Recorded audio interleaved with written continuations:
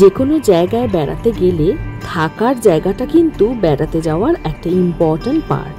বহুদিন পরে যেহেতু তিনজন একসাথে এবার আমরা বেড়াতে বেরিয়েছিলাম, সেই জন্য প্ল্যানটাও ছিল একদম জমিয়ে যাকে বলে। ফ্লাইট, হোটেল বুকিং, তার সঙ্গে বেড়াতে যাওয়ার জন্য জামা কাপড় কেনাকাটা সব মিলিয়ে একটা দারুণ ব্যাপার হয়েছিল।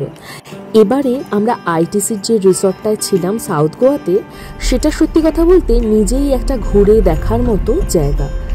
আর এবারে আমাদের গোয়ার ট্রিপটা যেহেতু 6 দিন লম্বা ট্যুর ছিল, সেই জন্য একটা দিন আমরা রেখেছিলাম শুধুমাত্র রিসর্টেই ঘুরে বেড়াবো বলে। এত সুন্দর রিসর্টে যখন থাকার ব্যবস্থাই হলো, সেটা যদি ঘুরে ঘুরে আনাচে কানাচে না দেখলাম তাহলে আর কী বা লাভ হলো। আর যেহেতু এই রিসর্টের ভেতরেই 4 থেকে 5টা মাল্টিকুইজিন রেস্টুরেন্ট, তার সঙ্গে শপিং করার জায়গা সমস্ত রকমই আছে, আর তার সঙ্গে ব্যবস্থা ছিল আপনি আপনার বাচ্চাকে অ্যাক্টিভিটি রুমে রাখতে পারেন। সেখানে বাচ্চাদের যে কি এনগেজিং অ্যাক্টিভিটি হতো যে কিয়ান রোজই সকালবেলা চাইতো সেখানে যেতে। আমরা পৌঁছে যাবার পরেই এরকম একটা দারুণ কোকুম ড্রিঙ্কস দিয়ে আমাদের ওয়েলকাম করা হয়েছিল। সঙ্গে এই যে কিয়ানের গলায় দেখছেন একটা সি শেলের সুন্দর হার, এটা দিয়ে ওয়েলকাম করা হয়েছিল। ভেতরে ঢুকেই চারপাশের পরিবেশটা দেখে এত শান্তি লেগেছে। আর ওই যে দূরে অলরেডি এখান থেকেই দেখা যাচ্ছে সমুদ্র, যেটা কিনা এদের প্রাইভেট বিচ। দেখাও কিসে? হ্যাঁ, একটা ওয়েলকাম ড্রিঙ্ক দিয়েছে, খেয়ে ফেলো, গিয়ে যাও। চারদিকে সাজসজ্জার ডেকোরেশন সবটার মধ্যে এত রুচি আর এত সুন্দর একটা ব্যাপার, আপনি যে দিকেই তাকাবেন না কেন সেদিকে দেখতেই থাকবেন। সমস্ত কিছু ফর্মালিটিজের পরে এখন আমরা চলেছি আমাদের রুমের উদ্দেশ্যে। 4-5টা প্রত্যেকটা জায়গা আনাচে কানাচে এতটাই সাজানো গোছানো, এত সবুজ চারদিকে, এত জল নানা রকমভাবে, যে ভিডিওটা আপনাদের সঙ্গে শেয়ার না করে আর পারলাম না। ও আর একটা কথা বলে রাখি আপনাদের, জানেন তো এখানে এশিয়ার one of the longest swimming pool আছে, সেটাও আপনাদের দেখাবো। কি বিশাল আকারের যে একটা সুইমিং পুল হতে পারে আর কোথা থেকে কত দূর অবধি লম্বা, সেটা আপনাদের সঙ্গে অবশ্যই শেয়ার করব, কারণ আমি নিজেও দেখে ভীষণ অবাক হয়েছি।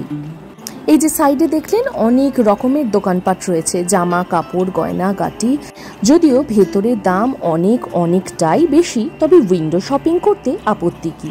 উইন্ডো শপিং ব্যাপারটা ভীষণই ভালো লাগে। এই যে এতটা ডিস্টেন্স হেঁটে হেঁটে আপনাকে আপনার রুমে পৌঁছতে হবে, সেই জন্য এদের এখানে কিন্তু রয়েছে বাগি সিস্টেম। কেউ যদি হাঁটতে না পারে তাহলে বাগি কল দিলেই তারা এসে আপনাদের রুমের মোটামুটি কাছে একদম পৌঁছে দেবে। যদিও হেঁটে ঘুরে ঘুরে আসতে আমাদের ভালোই লাগতো, বাগি কখনো দরকার পড়েনি, কিন্তু একবার একদম গেট থেকে সমুদ্রের ধার অবধি যাওয়ার জন্য আমরা বাগি রাইড করেছিলাম, শুধুমাত্র এক্সপিরিয়েন্সটার জন্যই, আর কিছু না।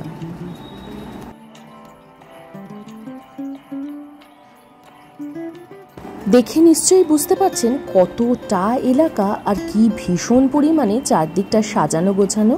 আর এই রাস্তা দিয়ে বারবার হাঁটতেও এতটুকুও আপত্তি ছিল না আমার।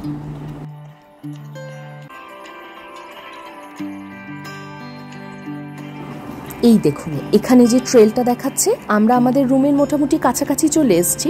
দোতলায় আমাদের রুম ছিল, একতলায় নেমে এই ট্রেলটা ধরে একদম সোজা পৌঁছে যাওয়া যাবে সমুদ্রে। আর এই রকম ট্রেল প্রত্যেকটা রুম থেকে ব্যবস্থা করা আছে। চলে এসেছি এবার আমরা আমাদের রুমে।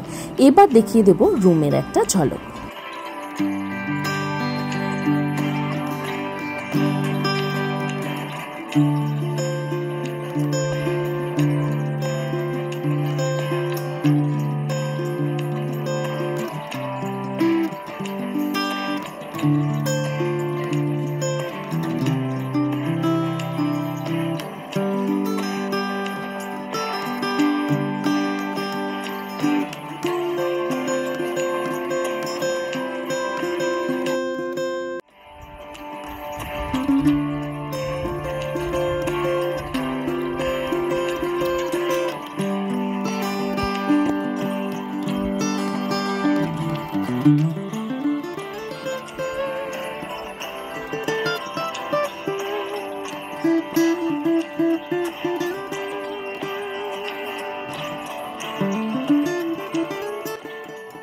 আপনাদের সঙ্গে শেয়ার করলাম রুমের ভিউটা। এখানে দুটো বেড এরকম আলাদাভাবে ছিল, কিন্তু যেহেতু কিয়ান আমাদের সঙ্গে শোবে সেই জন্য বলাতে ওরা বেডটা একদম জুড়ে দিয়ে গেছিল।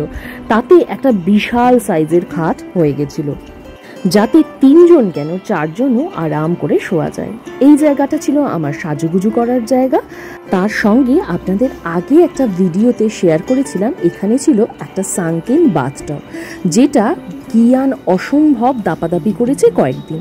এই জায়গাটা জল ভরে দেওয়া হতো, তাহলে রুমের মধ্যেই ছোট্টখাট্ট একটা পুল তৈরি হয়ে যেত, আর তাতে কিয়ান সারাক্ষণ ডুবে বসে থাকতো।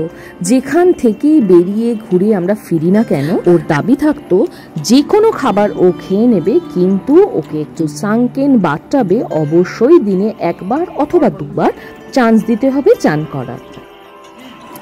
সেটা তো হবেই। ছোটবেলার কথা আমরাই বা ভুলে যাই কি করে? ছোটবেলায় বাথরুমে জল জমিয়ে ছুটির দিনে চান করা এটা একটা দারুণ মজার ব্যাপার ছিল। সেখানে কিয়ানও তো সেটাই চাইবে, তাই না?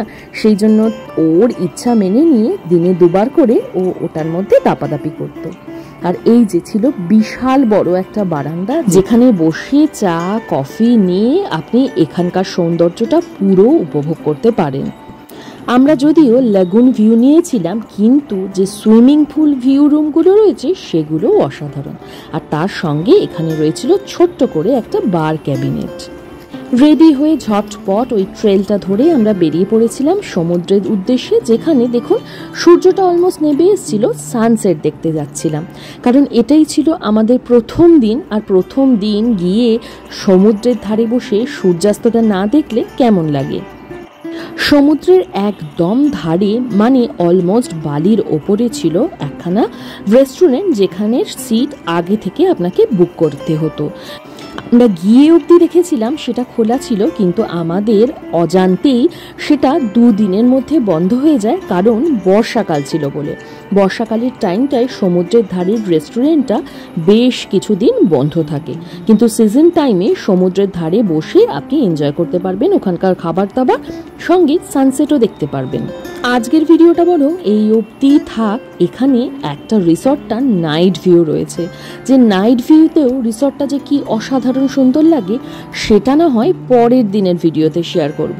আর তার সঙ্গে শেয়ার করব সেই যে আপনাদের বললাম এখানে যে পুলটা আছে সেটা এশিয়ার ওয়ান অফ দ্য লংগেস্ট পুল, সেটার ভিডিও।